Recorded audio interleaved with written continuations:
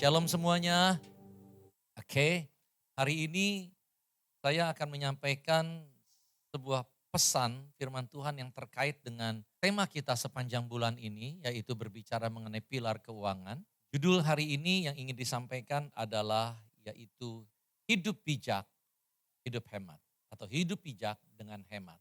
Nah, saudara, jadi hal yang saya mau bagikan yang pertama adalah mengenai data yang didapatkan melalui penelitian oleh Badan Statistik Nasional dan juga yang lainnya. Yang pertama adalah yaitu ini, di mana sebuah data dari BKKBN tahun 2021 disampaikan bahwa ternyata ada dari 580.000 kasus perceraian, 75 ribunya itu akibat karena persoalan faktor ekonomi, kayak gitu ya. Jadi terkait dengan bagaimana mereka mengelola keuangannya dan lain sebagainya. Ada hal yang lain lagi yaitu adalah dari data yang diperoleh oleh Badan Pusat Statistik Nasional, yaitu dikatakan bahwa di tahun 2024 tingkat perceraian di Indonesia yang menempati peringkat kedua yaitu sebesar 400.000 adalah karena akibat masalah ekonomi atau masalah keuangan, termasuk di bagaimana mereka mengelola keuangannya. Saudara, ada juga sebuah survei yang menyatakan bahwa di dalam keluarga di Indonesia ini, dikatakan hasil surveinya begini, rata-rata pasangan suami istri itu mereka bertikai kayak gitu ya, terjadi percekcokan di dalam rumah tangga 1 minggu sekali karena faktor keuangan. Saudara, saya mau ajak kita melihat bahwa tentunya berbicara masalah keuangan ini bukan berbicara mengenai hanya sekedar berapa banyak keuangan yang dimiliki oleh sebuah keluarga. Yang akan menentukan bagaimana mereka menjadi rukun harmonis atau tidak, tetapi ditentukan juga adalah peran bagaimana mereka cara menggunakan atau mengelola keuangan yang ada pada mereka. Karena tentunya bukan seberapa banyaknya uang yang mereka punya yang membuat sebuah keluarga itu rukun harmonis. Ada keluarga-keluarga yang dimana cara pengelolaan mereka yang salah di dalam keuangan membuat masalah di dalam pernikahan mereka. Oleh karena itu, hari ini kita bisa pahami bahwa jika pengelolaan keuangan kita berantakan, maka bukan hanya dompet kita yang akan berantakan, tapi juga hubungan dalam keluarga kita juga akan bisa berpotensi menjadi berantakan. Nah, saudara, oleh karena itu hari ini saya mau ajak kita bersama-sama melihat betapa pentingnya untuk kita mengelola keuangan kita. Karena bagaimana kita mengelola keuangan kita akan juga berdampak kepada bagaimana kualitas di dalam pernikahannya kita. Dan bagaimana kehidupan kita di hadapan Tuhan. Saya mau ceritakan tentang hal ini dari sebuah kisah yaitu dalam Alkitab bernama Nabal dan Abigail. Dalam 1 Samuel 25. Sebelum saya sampaikan hal ini, saya ingin ceritakan dulu latar belakangnya sebentar. Jadi Nabal ini adalah seorang yang sangat kaya raya pada saat waktu itu. Dia seorang pengusaha peternak yang sangat hebat, sukses, berhasil. Lalu dia punya istri seorang yang namanya Abigail. Pada saat waktu itu dikatakan bahwa Daud di dalam sebuah pelariannya bersama dengan pasukannya berada di area peternakannya Nabal. Pada saat waktu itu dikatakan bahwa keberadaan Daud dan pasukannya itu seperti menjadi benteng perlindungan buat Nabal dan seluruh gembala-gembalanya dan seluruh ternaknya. Sehingga Nabal itu mengalami ketentraman oleh kehadiran daripada Daud dan pasukannya. Dan itu diakui oleh para gembala-gembalanya. Sehingga tidak ada yang namanya penjahat yang berusaha mencuri domba-dombanya mereka sehingga mereka semuanya aman tentram. Pada saat waktu itu dikatakan bahwa musim panen itu tiba di mana Nabal bersama gembala-gembalanya sedang memanen bulu domba. Sehingga dengan kata lain bisnisnya sedang lagi booming lah pada saat waktu itu. Dia sedang memperoleh berkat yang berkelimpahan. Daud bersama dengan orang-orangnya di tempat itu dengar dan tahu tentang hal itu. Daud utus orang-orangnya untuk pergi ke tempatnya Nabal. Untuk berbicara bahwa bagaimana mengenai begini. bahwa bisakah Nabal itu memberkati mereka juga begitu. Karena ingat Daud dan juga pasukannya sedang dalam pelarian. Singkat ceritanya pada saat waktu itu itulah keadaannya. Nah, Saudara, saya mau sampaikan dulu mengenai saat ini siapakah itu Nabal. Setelah latar belakangnya, saya mau ajak siapakah itu Abigail. Saudara, Nabal itu di dalam pengertiannya itu adalah berbicara adalah orang yang pelit dan orang yang boros. Itulah Nabal. Di dalam berbicara mengenai pengelolaan keuangan, Nabal itu orang yang boros dan orang yang pelit. Bagaimana bisa tahunya bahwa Nabal itu orang yang boros dan yang pelit? Firman Tuhan mengatakan 1 Samuel 25 ayat 36, terjemahan sederhana Indonesia. Dikatakan demikian, saat Abigail kembali kepada Nabal, Nabal sedang mengadakan pesta makan besar di rumahnya yang kemewahannya seperti pesta yang diadakan oleh seorang raja. Nabal bersenang-senang dan sangat mabuk, maka Abigail tidak memberitahukan apapun kepadanya sampai keesokan harinya. Tetapi tolong di-highlight bagaimana kehidupan Nabal, seorang yang boros. Dia itu seorang yang hidupnya seperti itu. Hidup dalam kemewahan yang hanya untuk pesta pora, makan besar. Dan dikatakan bahwa Nabal itu hidup hanya untuk bersenang-senang dan juga suka mabuk-mabukan. Saudara, itulah gambaran tentang Nabal, seorang yang boros. Nah, jadi saudara, kita saat ini mau melihat Nabal itu sebagai patokan bahwa gambaran kehidupan orang yang boros. Apa sih pengertian boros itu? Boros itu pengertiannya adalah seperti ini. Orang yang menghabiskan uang tanpa pertimbangan yang jelas dan tanpa tujuan yang jelas. Orang yang boros hanya menghabiskan uang hanya untuk mengikuti keinginannya yang sesaat. Itulah orang yang boros. Saudara, dari definisi ini kita bisa melihat seperti apa kehidupannya Nabal di dalam 1 Samuel 25 tadi. Maka kita akan bisa melihat bahwa oh seperti itu gambarannya. Nah saat ini apa yang firman Tuhan katakan? Amsal 21 ayat yang ke-20 tentang orang yang boros dikatakan sama dengan orang yang bebal. Katakan di sini, harta benda yang indah ada di kediaman orang bijak, tetapi orang yang bebal memboroskannya. Saudara, di dalam ayat ini kita bisa temukan bahwa ternyata firman Tuhan menyetarakan orang yang boros dengan orang yang bebal. Orang yang bebal itu seperti apa? Orang yang tidak mau diajar, orang yang tidak mau belajar, orang yang tidak mau mengikuti apa yang firman Tuhan yang dia pahami. Dia tidak pernah mau berubah sekalipun dia tahu apa yang menjadi kebenaran. Apa yang seharusnya dia lakukan. Itulah orang yang bebal. Dan Nabal di situ dikatakan dalam 1 Samuel 25, kalau di dalam ayat itu saudara bisa temukan bahwa dikatakan Nabal dia orang yang bebal. Nah saudara, hari ini saya mau ajak kita melihat seperti apa sih ciri orang yang boros. Saya tidak bacakan satu persatu tetapi saya mau tampilkan saja ini supaya saudara mengetahui kira-kira seperti ini. Apakah ini hanya seperti inikah sajakah ciri-ciri orang yang boros? Tidak.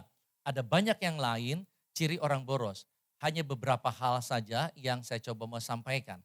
Orang yang boros itu maka ketika uangnya habis dia nggak tahu itu uangnya kemana.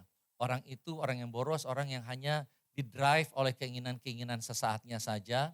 Orang yang hanya didrive hanya untuk penampilannya saja dan hal-hal yang lainnya. Saudara, itulah orang boros. Nah saat ini saya mau ajak kita lihat lagi. Seperti apa sih orang yang pelit.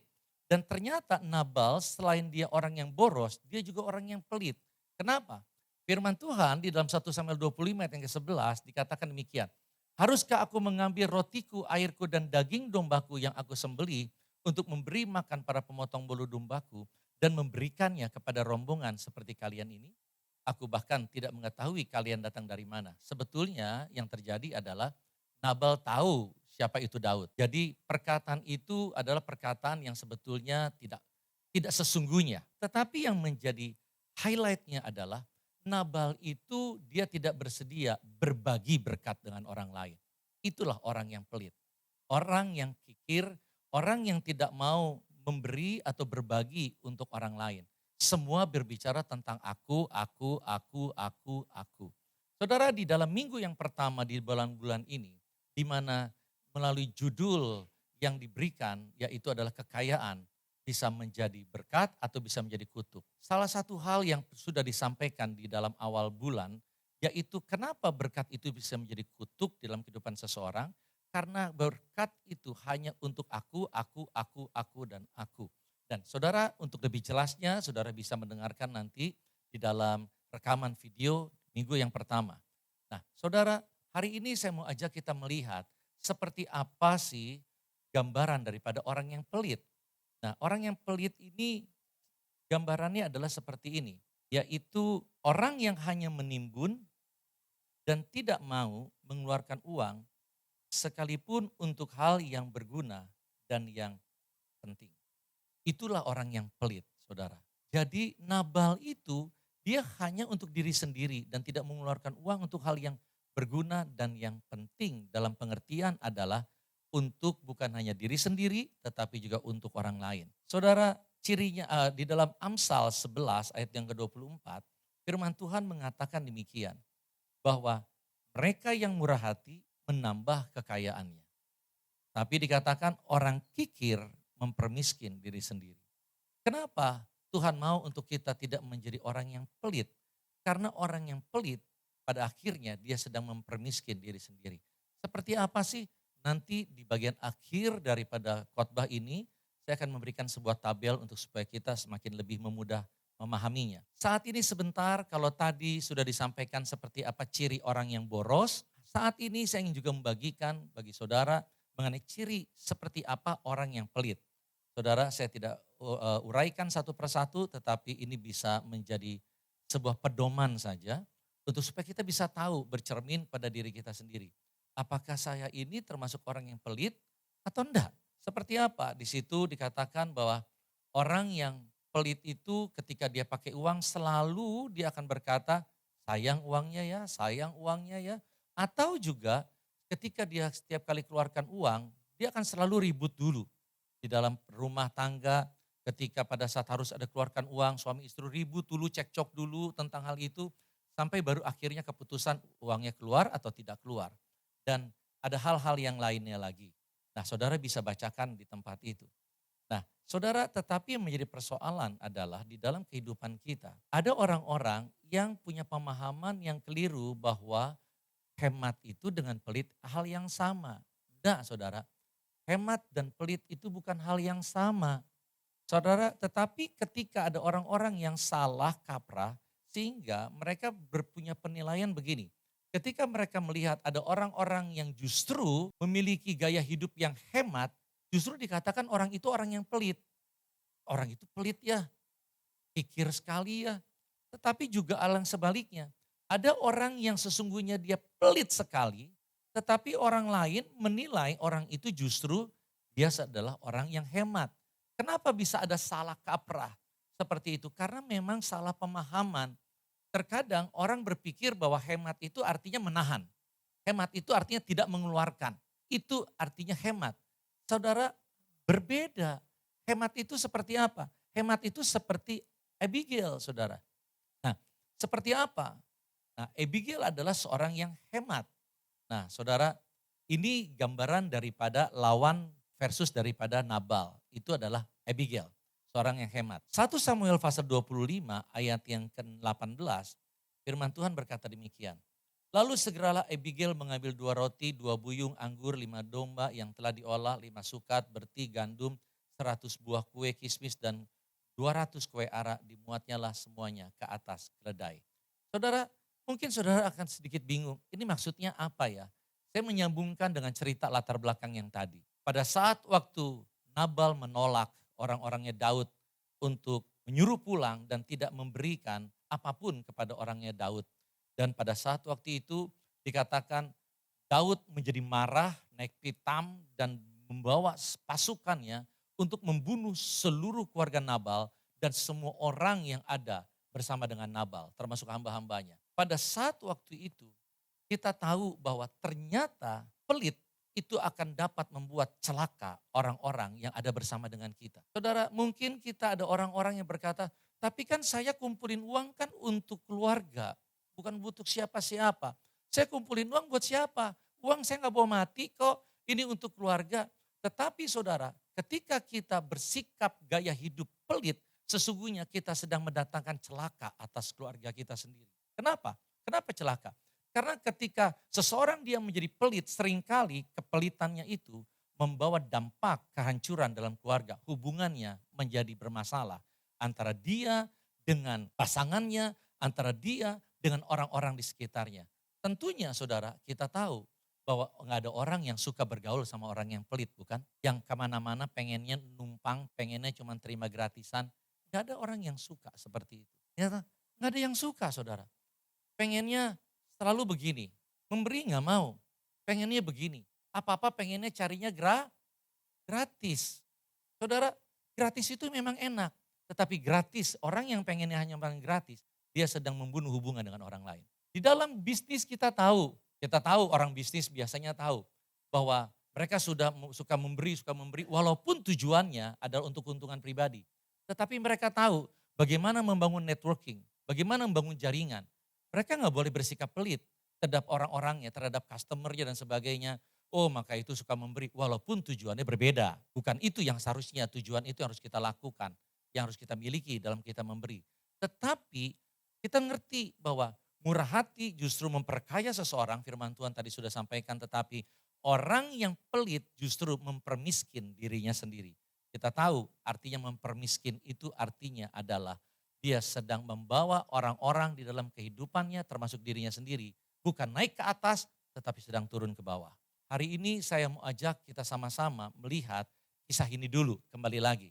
Nah pada saat waktu itu, pada saat pengen dibunuh, lalu Abigail istrinya Nabal itu dengar. Wow, apa yang dilakukan oleh Abigail? Maka itu dikatakan dia seorang wanita yang bijaksana. Dia meminta karyawannya, hamba-hambanya mempersiapkan makanan, ini isinya. Dan pada saat waktu itu dia membawanya untuk ketemu sama dengan Daud dan diberikannya lah kepada Daud makanan-makanan ini. Saudara, orang yang hemat, dia tahu bagaimana caranya menggunakan uang yang dia punya, kekayaan yang dia punya dengan tujuan yang tepat, dengan kegunaan yang tepat dan di dalam waktu yang tepat. Saudara, itulah orang yang hemat.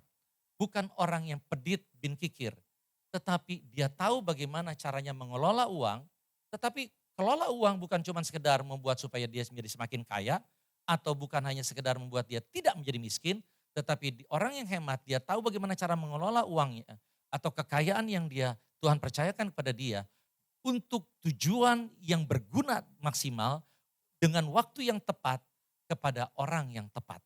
Saudara, ini yang Tuhan mau ajarkan di dalam kehidupan kita. Untuk kita tidak hidup sendiri saja. Nah, oleh karena itu saya ingin bagikan mengenai orang yang hemat itu seperti apa. Orang hemat adalah orang yang bijak dalam mempergunakan uangnya sesuai dengan prioritas dan tujuan yang benar. Saudara, ini yang Tuhan mau untuk ajarkan kepada kita hari-hari ini. Tuhan tidak mau kita menjadi orang yang boros. Tuhan tidak mau kita menjadi orang yang pelit. Karena kepelitan itu pun akan mencelakakan hidup kita sendiri dan orang-orang sekitar kita. Tidak ada kebahagiaan dalam keluarga dan lain sebagainya. Tetapi Tuhan mau kita menjadi orang yang hemat. Nah, dikatakan orang yang hemat adalah orang yang hidupnya bijak. Maka itu judul hari ini adalah hidup bijak, hidup hemat. Kenapa? Karena antara hemat dan kebijakan itu adalah ada hubungannya. Orang yang bijak dia akan menggunakan uangnya dengan tepat, dengan waktu yang tepat, dan juga untuk kegunaan yang tepat. Dia adalah orang yang hemat. Nah saudara, firman Tuhan bilang kayak gini, Amsal 21 ayat 20, harta benda yang indah ada di kediaman orang bijak. Kita pengen, setiap orang pengen harta benda di kediaman kita yang indah-indah itu semakin bertambah-tambah. Tetapi kuncinya adalah bijak. Kalau kita tidak bijak, kalau kita hidup boros, maka segala hal yang baik pun pada akhirnya akan hilang. Harta-harta yang berharga pun akan hilang karena keborosan hidup kita. Dan Tuhan mau kita hidup bijak. Bijak itu bukan boros, bukan pelit, tetapi hemat. Seperti apa ciri orang yang hemat? Ini saya cepat juga, saudara bisa lihat ini, saudara bisa baca. Saya tidak bahas satu persatu, tapi saya hanya ucapkan saja. Orang yang hemat dia akan tahu bagaimana menggunakan uangnya bukan hanya untuk diri sendiri tetapi untuk tujuan yang mulia. Agar tujuan rencana Tuhan dapat tergenapi. Orang yang hemat adalah orang yang suka memberi. Saudara, orang yang hemat, dia kehidupannya tidak dikendalikan oleh keinginan, kehidupannya tidak dikendalikan oleh wants, tetapi kehidupannya dia tahu bahwa need itu adalah hal yang prioritas di dalam kehidupannya. Hal yang kebutuhan itu yang prioritas. Tadi pagi saya sempat menyampaikan bahwa bagaimana kita bisa tahu tentang kebutuhan dengan keinginan. Nanti sebentar saya akan bagikan itu, tetapi hari ini saya ingin bagikan lebih dulu adalah hal yang selanjutnya. Untuk menjadi orang yang hemat, maka kita itu perlu memiliki filter di dalam diri kita. Dan filter itu adalah berupa pertanyaan-pertanyaan yang bisa kita ajukan kepada diri kita sendiri. Sebagai filter untuk kita memastikan diri kita berkembang dari waktu ke waktu menjadi orang yang hemat. Bukan boros, bukan pelit. Nah, filter seperti apa atau pertanyaan seperti apa yang perlu kita gunakan di dalam kehidupan kita. Saudara, berarti sebelum saya masukkan tentang filter tadi, saya ingin sampaikan dulu perbedaan antara boros, pelit, dan hemat. Seperti apa orang yang hidupnya boros? Seperti apa orang yang hidupnya pelit? Seperti apa orang yang hidupnya hemat? Selain daripada ciri-ciri yang tadi, kita bisa melihat orang yang boros daripada motivasi hatinya. Bagaimana daripada sikap hatinya, berbicara dari bagaimana dia menggunakan uangnya, dan bagaimana relasi yang dia miliki di dalam kehidupannya, dan hasil yang dia petik sebagai buah dari apa yang dia lakukan. Ketika dia boros, ketika dia pelit, ketika dia menjadi orang yang hemat. Yang pertama, boros. Motivasi orang yang boros selalu motifnya adalah yang dikejar adalah gengsi atau keren atau kepuasan sesaat. Yang penting puas, keinginannya tercapai, keinginannya tersalurkan. Itu orang yang boros. Motifnya ketika dia bergerak, dia itu karena yang dikejar adalah gengsinya, keren dan sebagainya. Lalu sikap hatinya, untuk orang yang boros, uang itu hanya sebagai alat pemuas diri. Itu cara pandang dia tentang uang. Nah, bagaimana dia menggunakan uangnya? Bagi orang yang boros, dia akan gunakan uangnya dengan sembarangan hanya untuk sekedar kepuasan sesaat saja. Itu yang terpenting buat dia. Dia nggak peduli tentang apakah ini keinginan atau ini kebutuhan. Nah, saudara, di dalam hal ini saya ingin bagikan kepada setiap kita, bagaimana sih caranya? Salah satu cara, mungkin ada banyak cara yang lain, untuk kita bisa mengenali di dalam diri kita, apakah yang ada di dalam diri kita ini sekedar sebuah keinginan atau sebuah kebutuhan. Nah, saudara, caranya adalah lihat buying time, lihat dengan waktu. Pada saat muncul keinginan, saya pengen beli ini. Oke, apakah keinginan ini akan hal yang hasrat di dalam diri ini akan terus bertahan ataukah itu akan lenyap dengan berjalannya waktu? Contoh, ketika ini menjadi sebuah kebutuhan, contohnya makanan. Ketika saudara merasa gini, makanan ini menjadi sebuah kebutuhan. Misalnya contoh, ini adalah karena kalau saya nggak beli, ini lapar dan lapar itu nggak bisa hilang. Ketika saudara tidak penuhi kebutuhan untuk beli makanan, maka lapar itu akan tetap ada di dalam diri saudara. Saudara akan terus merasa lapar dan terus merasa lapar dan terus merasa lapar dan semakin lapar. Itu namanya kebutuhan. Keinginan bisa dipenuhi, bisa tidak dipenuhi. Tetapi bagaimana kita tahu itu keinginan? Yaitu adalah ketika kita buying time. Ketika kita coba tunda, apakah keinginan itu terus bernyala semakin besar ataukah itu akan hilang? Biasanya keinginan itu akan meredup, meredup, meredup, meredup, meredup. Kalau itu hanya sekedar keinginan. Contoh adalah begini, saya lapar, lalu kebutuhannya adalah makanan. Tetapi saya punya keinginan untuk makannya adalah di hotel bintang 5 misalnya. Nah, kalau itu kan keinginan. Pada saat waktu saya lapar dan saya punya keinginan hotel bintang 5, dan ketika saya keep itu, maka kebutuhan itu akan terus bilang lapar, saya perlu makan, saya perlu makan. Keinginan hotel bintang 5, saudara bisa akan singkirkan berkata, gak usah makan hotel bintang 5 deh, gak usah pakai bintang-bintangan deh. Yang penting makan, yang penting kebutuhan saya terpenuhi. Itu kita bisa bedakan yang mana kebutuhan, mana keinginan. Saya mau sampaikan dulu di sini bahwa bukan berarti lalu semua keinginan itu kita tidak boleh. Kita harus semua singkirkan keinginan itu. Nah, kita gak ada kebahagiaan dalam hidup ini, bukan? Ya toh? Dan hubungan juga akhirnya jadi kacau. Misalnya kalau saudara, pasangan saudara atau istri saudara, ini semisalnya saja. Istri, jangan bilang istri saudara deh ya, istri saudara mah baik-baik. Misalnya ada seorang istri lah ya, datang lalu kepada suaminya bilang kayak gini, Pak saya mau beli baju, bajunya bagus banget deh. Lalu sang suami bertanya, Ini keinginan atau kebutuhan? Kelihatannya sih keinginan ya Pak. Coret, jangan beli. Saudara, ya tentunya kesian juga dong. Tetapi juga istri juga harus tahu kalau itu ternyata ini keinginan sih Pak. Tetapi bukan berarti semua keinginan kita harus kita penuhin. Enggak harus. Contohnya, saya punya anak, ketika masih kecil, Abigail, namanya kebetulan Abigail juga. Ketika masih kecil, nah ketika diajak ke tos serba atau ke supermarket, anak kecil dilepas di supermarket semuanya pengen, betul gak sih? Dia udah langsung lari, pengen ini, pengen ini, pengen ini, dipelok gitu kira-kira. Dad, nih pengen ini. Oke, apa yang kita lakukan sebagai orang tua? Karena ini kan bisa boros dong kalau kayak gini ya. Wah itu mah ya banyak habisnya. Oke, lalu bagaimana yang kita lakukan? Kita taruh itu. Pada saat itu misalnya taruh di lantai, itu cuma contohnya saja. Taruh di lantai, 1, 2, 3, 4. Oke, kamu pengen ini, pengen. Kamu pengen ini, pengen. Pengen ini, pengen. Pengen ini, pengen. Pengen ini, pengen. Pengen semua, pengen. Gitu kan ya anak kecil. Oke, boleh. Kamu pilih satu, yang lainnya kamu balikin lagi. Dikasih kan keinginannya, wonnya terpenuhi. Tetapi bukan berarti semua keinginannya itu harus dipenuhi, bukan. Di dalam kehidupan kita, kita harus belajar orang menjadi semakin dewasa. Orang yang dewasa tidak hanya sekedar hidupnya didrive oleh keinginan dan semua keinginan itu harus dipenuhi. Dia harus berpikir lebih jauh lagi ke depan. Apakah memang perlu nggak sih semuanya itu saya beli? Perlu nggak sih semuanya itu saya miliki? Dan pada saat waktu itu saudara, ini contoh Abigail waktu itu. Dia mikir di situ, dia lama di situ. Ini apa ini ditaruh lagi, ini diambil ditaruh lagi, ini diambil ditaruh lagi. Akhirnya dipilih satu, tapi waktunya cukup lama. Cukup lama. Terkadang memang itulah proses pembelajaran. Oke, jadi mau yang mana? Yang ini. Udah yang ini. Oke, yang lain taruh ya. Ya deh ditaruh. Everybody happy. Betul gak sih saudara? Dia keinginannya terpenuhi, saya juga happy. Betul gak? Kalau enggak, ya ampun berapa duit. Alah, everybody happy. Di dalam sebuah keluarga, kebahagiaan terjadi adalah ketika seorang hidup hemat. Boros nggak bisa, pelit juga nggak bisa. Betul saudara? Paham sampai di sini ya? Saya terusin lagi. Hubungan, itu dia orang yang boros. Maka yang terjadi di dalam keluarga sering cekcok. Wah ini mah terkadang sudah di sono, di sini mah nggak ada ya. Ribut kenapa? Karena suami, ini cuma contoh ya, bukan pakai main gender ya, enggak. Suami pedit, bin kikir, bin pelit, kayak gitu kan. Istrinya borosnya minta ampun. Pokoknya pengen ini beli, suami bilang enggak, pokoknya enggak boleh. Waduh, cekcok. Kenapa? Karena ada orang yang boros. Dan akibatnya hubungannya juga rusak.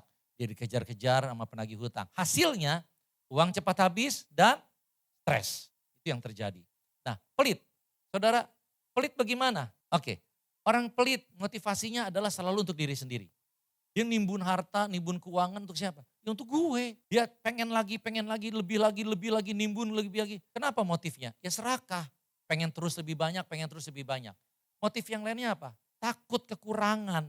Orang motivasi orang yang pelit kenapa dia timbun? Karena dia selalu takut. Nanti kalau nggak ada bagaimana? Kayak gitu. Jadi motivasinya itu. Sikap hatinya adalah uang sebagai tujuan hidup. Tuhan hanya sebagai alat. Kalau dia berdoa kepada Tuhan, ya Tuhan hanya alat untuk bisa memuaskan keinginannya dia juga. Untuk semakin kaya, untuk nimbun uang. Penggunaannya, uang itu hanya untuk ditahan, ditimbun. Dia tahan sekalipun untuk hal yang penting. Hubungannya itu dia yang tadi saya katakan. Orang pelit itu memiskinkan dirinya. Apa yang miskin? Hubungan dengan orang lain.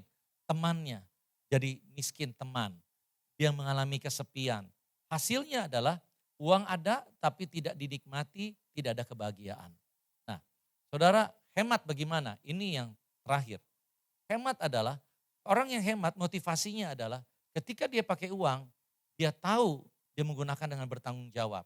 Dia tahu untuk sebuah prioritas. Dia tahu motivasinya. Yang mana, kapan digunakan, di waktu yang kapan, untuk hal apa. Dia tahu prioritasnya. Sikap hatinya adalah uang sebagai alat untuk jadi berkat. Tuhan sebagai tujuan hidup. Jadi buat orang yang hemat, maka sikap hatinya begini. Uang yang ada dia akan gunakan untuk menyenangkan hatinya Tuhan. Itu orang yang hemat. Jadi bukan hanya untuk diri sendiri, untuk menyenangkan diri sendiri. Uang digunakan untuk menyenangkan hati Tuhan. Karena tujuan hidupnya adalah bukan uang, tujuan hidupnya adalah Tuhan. Penggunaan uangnya. Dia menggunakan uang dengan tepat waktu, tepat guna, tepat sasaran, dan juga tepat prioritas. Hubungannya, dia akan menjadi berkat bagi orang lain dan kerajaan Allah. Saudara, dikatakan hasilnya ada tabungan, hidup bahagia, dan bermakna. Saya mau ingatkan sebentar, orang yang hemat, dia bukan hanya memikirkan hidupnya untuk masa depan di muka bumi ini.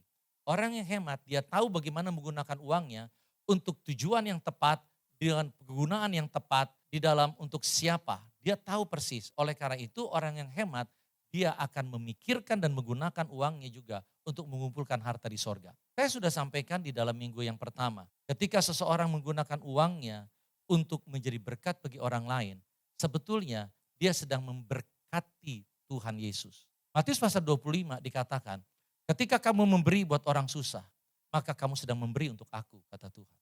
Jadi orang yang hemat, dia tahu bukan hidupnya untuk diri sendiri, tetapi hidupnya untuk menjadi berkat bagi orang lain. Maka orang itu dia tahu dia lakukan itu untuk menyenangkan hati Tuhan.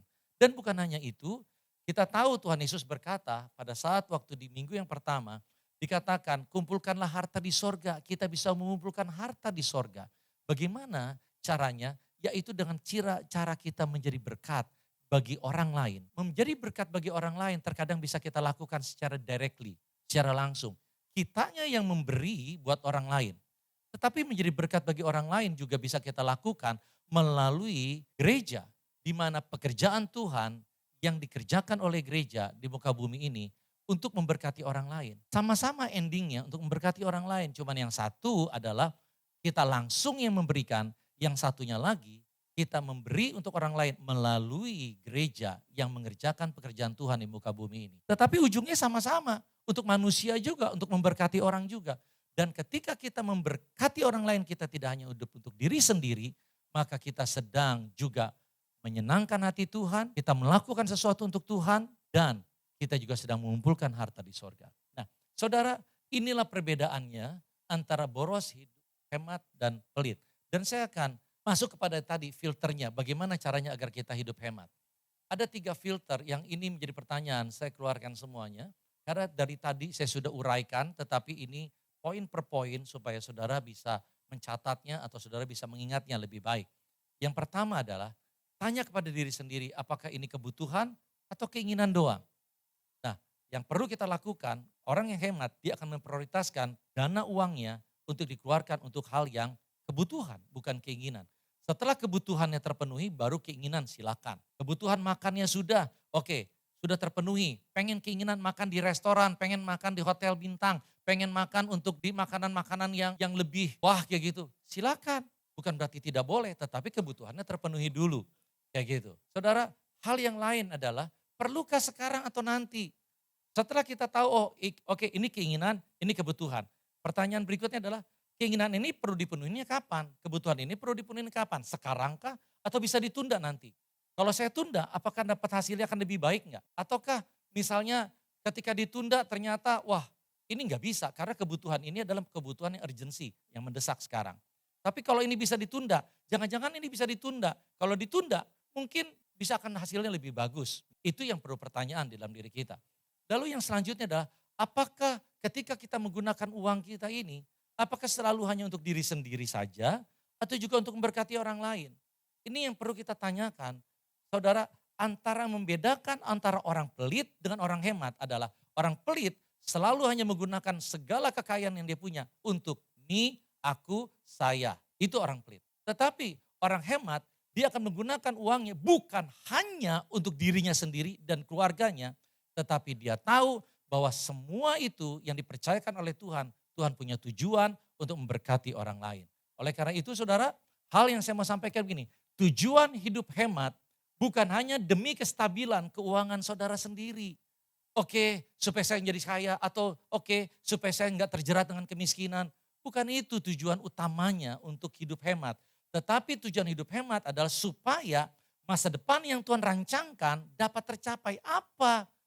Keluarga yang harmonis, keluarga yang menjadi teladan, keluarga yang bisa menjadi berkat bagi orang lain. Dan demikian maka kita akan memiliki hidup yang memuliakan Tuhan dan bisa menjadi berkat bagi orang lain. Itulah tujuan daripada pengajaran. Kenapa kita tidak boleh hidup boros? Kenapa kita tidak boleh hidup pelit? Kenapa kita harus hidup hemat? Bukan cuma sekedar supaya kita ngerti, kita ahli dalam bagaimana caranya mengatur strategi menggunakan uang dengan baik supaya saya menjadi semakin lebih kaya atau saya tidak menjadi miskin.